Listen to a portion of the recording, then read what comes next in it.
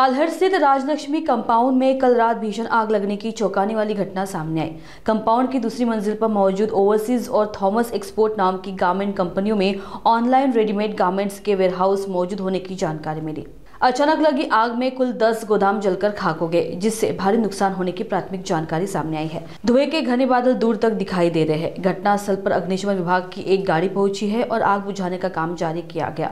आग लगने का कारण अभी स्पष्ट नहीं है। आग इतनी तेज थी कि कुछ ही मिनटों में करीब 10 गोदाम पूरी तरह जलकर राख हो गए।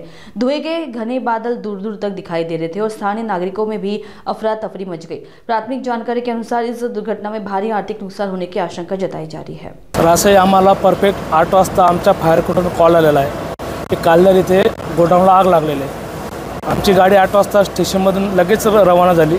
येताना थोडा रस्त्यावर थोडं ट्रॅफिक असल्यामुळे थोडा अडथळा निर्माण झाला होता। सदर इथे आल्यानंतर आम्ही पूर्ण चौकशी केली। वरती जाऊन चौकशी केली, वरती कोणी आढळलेलं नाही आहे। सहज त्या लोकांनी सर्व गोडाऊन खाली केलेलं होतं। त्या ठिकाणी 3 ते 4 कंपनीचा गारमेंटचा कुठला तरी माल आहे असा, तर ते माल सेकंड फ्लोअरला आग लागलेली आहे। सदरचं आग विजेचं काम चालू आहे। भिवंडी महापालिकेच्या 2 गाड्या आहेत आमच्या। आता जस्ट एक कल्याण ठाणा उल्हासनगरची गाडी आलेली आहे। युद्धपातळीवर काम कुलिंगचं काम चालू आहे। म्हणजे सध्या तुम्हाला अडथळा येतो? अडथळे येतो म्हणजे शेटर लावलेत आणि ग्रिल लावल्यामुळे थोडा शेटर तोडायला प्रॉब्लेम होतो। सध्या सुरुवातीला पाण्याचा थोडा प्रॉब्लेम झाला, आता पाण्याचा काही प्रॉब्लेम नाही आहे। आग विजेचं काम चालू आहे।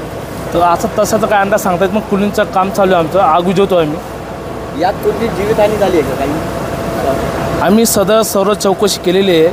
फक्त आम्ही गोडाऊनच्या त्या साईडला रेसिडेन्शियल एरिया आहे, तिकडे जाऊन आम्ही पहिले चौकशी केली।